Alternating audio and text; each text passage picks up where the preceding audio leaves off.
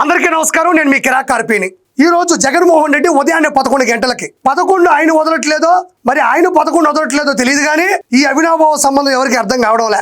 ఆయన అంతగా ప్రేమిస్తున్నాడు 11ని. 2 ఒకట్లు అంటే ఆయనకి పిచ్చి ప్రేమ. మరి ఆ 2 ఒకట్లు ఆయన పిచ్చిగా ప్రేమిస్తున్నాయో లేదో నాకు తెలియదు కానీ ఈ రోజు కరెక్ట్ గా 11 గంటల ప్రెస్ మీట్ పెట్టాడు. ఏం మాట్లాడాడో విందాం, చూడండి. ఉండవల్లిలో రైతుల కోరిక మేరకు మా పార్టీకి సంబంధించిన నాయకులు, మా పార్టీకి సంబంధించిన టీము రైతుల కోరిక మేరకు ఆ ఘటనకు వెళ్తే ఏం జరిగింది? ఉండవల్లికి ఈయన టీం అంట. ఏం మామూలు టీం అదా? ఐపాక్ టీములు చూశారు కదా, ఫేక్ సర్వే టీములు చూశారు కదా, paid emotions, paid promotions, paid calculations ఉండే టీములు చూశారు కదా మీరు అందరివి. ఆ టీం అంట ఉండవల్లిలో అడుగు పెట్టిందంట. పెడితే ఏం జరిగిందో తెలుసా అని అడుగుతున్నాడు. ఏం జరుగుతుంది? 29 గ్రామాల ప్రజలు 34,000 ఎకరాల భూమిని, వాళ్ళ స్థిరాస్తులు, ఎన్నో జ్ఞాపకాలు వెనక ముందు చూసుకోకుండా చంద్రబాబు నాయుడు గారి విలువల్ని, విజన్ని నమ్మి రాష్ట్ర రాజధాని కోసం ఇస్తే నువ్వు అధికారంలోకి వచ్చిన తర్వాత ఏం చేశావు? అమరావతి రాజధాని కాదు అంటే నారా చంద్రబాబు నాయుడు గారు తలపెట్టినటువంటి గొప్ప పనిని పక్కదోవ పట్టిస్తూ ఆయన క్రెడిట్ రాకూడదని అమరావతి రాజధాని కాదు నేను 3 రాజధానులు కట్టి తీరుతాను అని 3 మొక్కలాటాడు. మరి ప్రజలు ఊరుకుంటారా? ఎంతో ఆశయాలతో ఇచ్చారు. అవి త్యాగం చేశారు వాళ్ళు. నువ్వు చేసిన పనులకి తట్టుకోలేక నువ్వు అధికారంలో ఉన్నప్పుడు ప్రశ్నిస్తే, అడిగితే బూటుకాలతో తన్నిచ్చావు, బూతులు తిట్టించావు, కేసులు పెట్టించావు, వాళ్ళ ఆత్మ గౌరవాన్ని దెబ్బ కొట్టించావు. తర్వాత చంద్రబాబు నాయుడు గారు వచ్చారు, ఆయన మళ్ళీ దాన్ని చట్టబద్ధత తీసుకొచ్చారు. ఈరోజు వాళ్ళకి APCRDA ప్రభుత్వ బంగ్లాని కట్టించాడు. దాని ద్వారా చుట్టుపక్కల ఉండేటువంటి 29 గ్రామాల ప్రజల సమస్యల్ని చిటుకులో కూడా వాళ్ళకి సరిదిద్దే ప్రయత్నాలు జరుగుతున్నాయి. వాళ్ళకి ఏ సమస్య వచ్చా దగ్గర నుండి చూసుకుంటున్నారు. అంతటి 29 గ్రామాలు 34,000 ఎకరాల భూమిని ఇచ్చినటువంటి అమరావతి రాజధాని రైతుల్ని నువ్వు హింసించి ఈరోజు నువ్వు నీ టీముని వేసుకొని వెనక ముందు చూసుకోకుండా ఎవరో రైతులంట. ఎవరయ్యా రైతులు? ఏ మాగాల్లో దిగారయ్యా? ఎవరు విత్తనాలు వేశారయ్యా? ఎక్కడ మొలకలు వచ్చాయ్యా? ఎవరు కోసారయ్యా? పంట ఎక్కడుందయ్యా? మీ పీడ్ ఆర్టిస్టులు వాళ్ళు ఒక రైతులు మెల్ల ఒక తువ్వాలేసి గబక్కని దిగుతారా? వెనకటి ఒక నీతి ఉంది, నా పుట్టలో వేలెడితే కుట్టనా అనిందంట చీమ. మరి ఈరోజు అమరావతి రాజధాని రైతులు సంతోషంగా ఉన్నారు. వాళ్ళని గతంలో ఇబ్బంది పెట్టావు. ఈరోజు వాళ్ళ దగ్గరకు నువ్వు వస్తే కోడిగుడ్లతో కొట్టరా అని ప్రజలు అడుగుతున్నారు, నేను కాదు. కొద్ది రోజుల క్రితం సిలిండర్ల కొరత, కిరోసిన్, డీజిల్, పెట్రోల్ కొరత. ఈరోజు అమరావతిలో ఆమ్లెట్లు వేసుకోవడానికి కోడిగుడ్లు దొరకట్లే, కొరత. ఎట్టబడి ఈ కోడిగుడ్లు అన్నీ మన మీదకే వచ్చి పడిపోయినాయి. బాహుబలి సినిమాలో బాణాలు ఇట్ట పట్టుకుని వెళ్తారు, కొన్ని లక్షల బాణాలు అట్టొచ్చినాయి కోడిగుడ్లు. ఎందుకు కొడతారు? ఎందుకు ఈసడించుకుంటారు మనల్ని? గతంలో వాళ్ళు మనం ఎంత ఇబ్బంది పెట్టాం, ఎన్ని బూతులు తిట్టించాం, ఆడవాళ్ళని అసభ్యంగా మాట్లాడి వాళ్ళ మీద కేసులు పెట్టించి ఎంత ఎంత ఎంత బాధ పెట్టావు, ఎంత భయపెట్టావు. మరి చూసావా అని అడుగుతున్నావే. ప్రజలందరూ చూశారు కాబట్టి గతంలో నీకు అక్కడ డిపాజిట్లు కూడా రాలా. మళ్ళీ దానికి వచ్చి మొత్తం రైతులు ఎవరక్కడ పలాని వాళ్ళు రైతు నువ్వు ప్రూవ్ చేయగలవా? ఇటు చూడండి. అమరావతిలో చంద్రబాబు చేస్తా ఉన్న అవినీతిని, దోపిడీని, దౌర్జన్యాలను, రైతులు పడతా ఉన్న బాధలను బయట ప్రపంచానికి తెలియనియకుండా చేయడానికి ఒక ప్లాన్ ప్రకారము చంద్రబాబు నాయుడు గారి అక్కడికి వెళ్ళిన మా పార్టీ వాళ్ళ మీద రైతులు. అసలు జగన్మోహన్ రెడ్డి నీకు మైండ్ ఉందా లేదా? అమరావతి రాజధానిలో లేదా అమరావతి ప్రజలు, అమరావతి రైతులు పడుతున్న ఇబ్బంది బాహ్య ప్రపంచానికి కనబడినీయకుండా చేస్తున్నారంటున్నావు. ఈరోజు సోషల్ మీడియా ఉంది, ప్రతి ఒక్కరి దగ్గర ఫోన్ ఉంది. ఎక్కడ ఏం జరుగుతుందో ప్రతి ఒక్కటి తెలుస్తుంది. ఎక్కడెక్కడో బాధల్ని, ఎక్కడెక్కడో ఇబ్బందుల్ని, బయట రాష్ట్రాలు, బయట దేశాలు, ప్రపంచవ్యాప్తంగా ఉన్న ప్రతి ఇన్ఫర్మేషన్ని ఇంట్లో కూర్చొని ఇంటర్నెట్ సహాయంతో ఈరోజు ప్రజలు చూస్తున్నారు.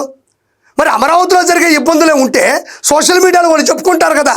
ఏదో నువ్వు KGF సినిమా, అందులో చాలామంది ఇబ్బంది పడుతూ ఉంటారు, బానిసలుగా పనిచేస్తూ ఉంటారు, బయట ప్రపంచానికి కనబడనీయకుండా వాళ్ళని బానిస ప్రపంచంలో వాళ్ళని కొడుతూ తిడుతూ పని చేయించుకుంటూ ఉంటారు. అప్పుడు ఒక హీరో వస్తాడు, KGF సినిమా స్టోరీ మాదిరి చెప్తున్నావు నువ్వు. అమరావతిలో రైతులు ఇబ్బంది పడుతున్నారంట. వాళ్ళకి ఇబ్బంది ఉంటే వాళ్ళు చూడరా, వాళ్ళు చెప్పరా? బాహ్య ప్రపంచానికి తెలియనీయకుండా అంటే ఎవరు ఆపారయ్యా నిన్ను? ఎందుకు కొట్టించుకున్నారు మీరు? మొన్న కూటమి పోటీ చేస్తే ప్రపంచంలో పనిచేసేటువంటి సాఫ్ట్వేర్లు, ప్రపంచంలో ఉండేటువంటి నారా చంద్రబాబు నాయుడు గారి వల్ల, కూటమి వల్ల లబ్ధి పొందిన వాళ్ళందరూ కూడా వాళ్ళు ఫ్లైట్ టికెట్లు వేసుకొని, వాళ్ళు దిగి కార్లు వేసుకొని పల్లెటూరులో పరిగెత్తుకుంటా ఈవీఎం మిషన్లో ఓట్లు వేశారు. మరి అది బాహ్య ప్రపంచం కాదా? వాళ్ళు కేవలం కూటమికే ఓట్లేసి ఎందుకు గెలిపించారు? చంద్రబాబు నాయుడు గారి విలువని విషయాన్ని నమ్మే అంతమంది గతంలో ఎప్పుడు పోలవనన్ని ఓట్లు ఎందుకు పోలయ్యాయి? నువ్వు చేసే అరాచకాలు, నువ్వు పెంచి పోషిస్తున్నటువంటి దుష్ట శక్తుల గురించి తెలుసు కాబట్టే బాహ్య ప్రపంచంలో ఉన్నా కూడా పరిగెత్తుకుంటూ వచ్చి సొంత ఖర్చులు పెట్టుకొని కూటమి ప్రభుత్వాన్ని ఈరోజు నిలబెట్టారు. అమరావతి బాహ్య ప్రపంచానికి తెలియదంట. అమెరికా నుండి నుంచి ఎట్టొచ్చారు వాళ్ళు? అది బాహ్య ప్రపంచమే కదా. నువ్వు చేసిన అబద్ధాలు, నువ్వు చేసిన అరాచకాలు ఇవన్నీ కూడా వాళ్ళకి తెలిసాయి కాబట్టే వాళ్ళు వచ్చారు. అంటే బాహ్య ప్రపంచం అమరావతి బాహ్య ప్రపంచానికి కనబడదు అనబాకు, అమెరికాకు కూడా కనబడిందే కాబట్టి వచ్చి ఈవీ మిషన్లో గుద్దేశారు, 11 ఇచ్చారు. సంఘీభావం తెలుపడానికి మా పార్టీ వాళ్ళు అక్కడికి రైతుల కోరిక మేరకు పోతే, ఇదే నేను చెప్పింది. రైతులు ఎవరు? పెయిడ్ ఆర్టిస్ట్లా? పెయిడ్ ప్రమోషన్స్ ఇచ్చేవాళ్ళ? ఎవరు రైతులు? ఏ రైతులు పిలిచారు? ఏ రైతులకు ఇబ్బందులు ఉన్నాయి? రైతులు ఎవరు తెలుసు? అక్కడ కోడి గుడ్లు పట్టుకుని గురి చూసి కొట్టారు చూడు, వాళ్ళు రైతులు. అక్కడ జరుగుతా ఉన్న అన్యాయాన్ని చూడడానికి పోతే వీళ్ళే దాడి చేసి బాధితులైన మా పార్టీ వాళ్ళను నిందితులుగా చూపిస్తా ఉన్నారు. అంటే మనం వీళ్ళే దాడి చేసినారంట. అంటే లిటరల్ గా కళ్ళ ఎదుటే కనిపిస్తా ఉంది. ఇది న్యాయం, ధర్మం అనేదాన్ని పూర్తిగా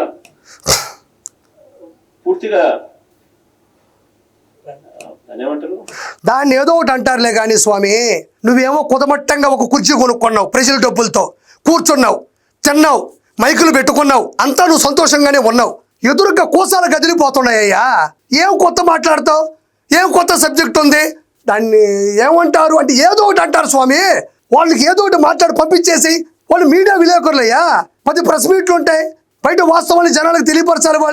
వాళ్ళని ఎదురుగా పెట్టుకొని సబ్జెక్ట్ తెలియకుండా, పేపర్ కరెక్ట్గా లేకుండా దాన్ని ఏమంటారు అంటే ఏదో ఒకటి అంటారు. వాళ్ళు పంపించేసే క్వశ్చన్. కుదబట్టగా కుర్చీ కొనుక్కు నువ్వు కూర్చున్నావు, నిలబడుకోని వాళ్ళు ఉన్నారు, మైకులు కెమెరాలు పట్టుకొని ఉంటారు. ఇబ్బంది కదా. నువ్వు అధికారంలో ఉన్నప్పుడు ఇబ్బంది పెట్టి, అధికారం నుంచి దిగిన తర్వాత ఏంది ఇది అసలు? ఎందుకయ్యా నువ్వు ఏ ప్రెస్ మీట్ పెట్టినా ఇదే ఉంటుంది మ్యాటరు. దాన్ని అలానే ఒక పారాగ్రాఫ్ పెట్టు, మొన్న నేను మాట్లాడిందే మళ్ళీ టెలికాస్ట్ చేసేయండి, లైవ్ అని రాసేయండి. 11 గంటలకు వేస్తారు లేవయ్యా, వాళ్ళు 11కే వేస్తారు లేవయ్యా. నీకు 11 అంటే ప్రాణం అయ్యా, వేస్తారు. నిన్న మాట్లాడినా, మొన్న మాట్లాడినా, అంతకుముందు మాట్లాడినా సేమ్ మ్యాటర్.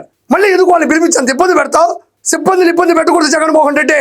ఏదో ఒకటి అంటారంటే చూడు, మళ్ళీ అంటారు చూడు. కళ్ళ ఎదుటే కనిపిస్తా ఉంది న్యాయం, ధర్మం అనేదాన్ని కళ్ళ ఎదుటే కనబడుతుంది. మనం మాత్రం ఆంధ్రప్రదేశ్లో ఉన్నాం, పోయి యలహంక ప్యాలెస్లో కూర్చుంటాం. అక్కడి నుంచి 2 కళ్ళు డ్రోన్కి కట్టి పంపిస్తాడు దుర్రు అని. కళ్ళెదుటే కనిపిస్తే నువ్వెందుకు కనిపెట్టట్లేదు? నీ నాయకులు ఎందుకు కనపడట్లేదు? ఎందుకు ఇంత కర్మ నీకో? ఇక్కడ చూడండి మళ్ళీ ఊరికే ఏమనుకోపాకండి. అయిపోయింది, వైఎస్ఆర్సీపీ భవిష్యత్తు అయిపోయింది అన్నాడు అంతే. ఇట్లా పెట్టాడయా, వైఎస్ఆర్సీపీ భవిష్యత్తు fade out, shut down, out చెప్పేశాడు. నేను ముందే చెప్తున్నా, చెప్పకనే చెప్పాడు. ఏంది రాసుకుంటావు, దాన్ని చెప్పలేవు? వాడు ఎంత ఇబ్బంది అయ్యా, నీకేం పోయా? ఏదో ఒకటి అంటారులే, మళ్ళీ చెప్పు. చేసేసినారు భూస్థాపితం. వైఎస్ జగన్మోహన్ రెడ్డి వైఎస్ఆర్సీపీ పార్టీని భూస్థాపితం చేశారు. ఇది వాస్తవం. నాకు నీలో నచ్చేది నీ గురించి నువ్వే చెప్పుకుంటావు. భలే సందడి కనిపిస్తుంది ఆ ఉన్న ఒక్క నిమిషం కూడా.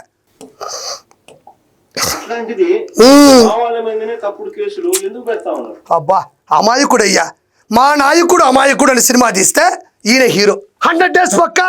మరి తోటా చంద్రయ్య, నందం సుబ్బయ్య, డాక్టర్ సుధాకర్, డ్రైవర్ సుబ్రహ్మణ్యం, అమర్నాథ్ గౌడ్ ఎవరో వాడు పాపం వాళ్ళే అదృశ్యం అయిపోయినారు. అన్న ఏం చేయలే పాపం వాళ్ళని. ఏం తప్పుడు కేసులు, అన్ని తప్పుడు కేసులే. తప్పుడు మనకు మాట్లాడుతున్నాడు ఇతను. తప్పుడు కేసులు అంటే పాకిస్తాన్ ఎందుకు మా వాళ్ళ మీద కేసులు పెడతా ఉన్నారు? తప్పు చేసేది మీరు, కేసులు మా వాళ్ళ మీద పెడతా ఉన్నారు. నిజంగా కొందరు పోలీసులు పొలిటికల్ ఏజెంట్లుగా అప్పుడప్పుడు ఒక షాట్ పెడతాడు, వైట్ షాట్, మొత్తం 1 నలుగురు అటు పక్క, 1 నలుగురు ఇటు పక్క, ముందర కెమెరాలు, ఆ ఎదురుగ్గా ఆయన ఏందో అడపోని మనకెందుకు. మా వాళ్ళ మీద కేసులు పెడతా ఉన్నారు. తప్పు చేసేది మీరు, కేసులు మా వాళ్ళ మీద పెడతా ఉన్నారు. నిజంగా కొందరు పోలీసులు పొలిటికల్ ఏజెంట్లుగా పని చేస్తా ఉన్నారు అన్నదానికి ఇవన్నీ నిదర్శనాలు. అన్ని నిదర్శనాలు. అన్న మాట్లాడితే ఆనిముత్యాలు, అన్న ఆనిముత్యం, చేసే పనులన్నీ స్వాతి ముత్యం. ఏమి యాక్టింగ్. దాడులకు గురై ప్రకాష్ రాజు గారు ఏమనుకోబాకండి, మిమ్మల్ని ఇంతకు ముందు ఒక వీడియోలో విలక్షణ నటుడు, అద్భుతం నటుడు అన్న. నువ్వు సరిపోవు, నిన్ను దాటేశాడు మా అన్న. ఇడిగో చూడండి, మా అన్నయ్య జగన్మోహన్ అన్న. మా మాజీ మంత్రులు, ఎమ్మెల్సీలు, మా పార్టీ నాయకులు వీళ్ళందరినీ ఏమంటున్నారు? రౌడీ షీటర్లు అంటే వీళ్ళంతా. ఏమి నిజం చెప్పారు, ఇంకేమంటారు చెప్పుపోయా. వాళ్ళు ఏమంటారు? అన్నదానం చేసేవాళ్ళు, చలివేంద్రం పెట్టేవాళ్ళు, పేద పిల్లలకు పుస్తకాలు ఇచ్చేవాళ్ళు, పై చదువులు పంపించేవాళ్ళు, అందరినీ ఆనందంగా ఉంచేవాళ్ళు, చాలా మంచివాళ్ళు అని అంటారా? రౌడీ షీటర్లే కదా అంటారు.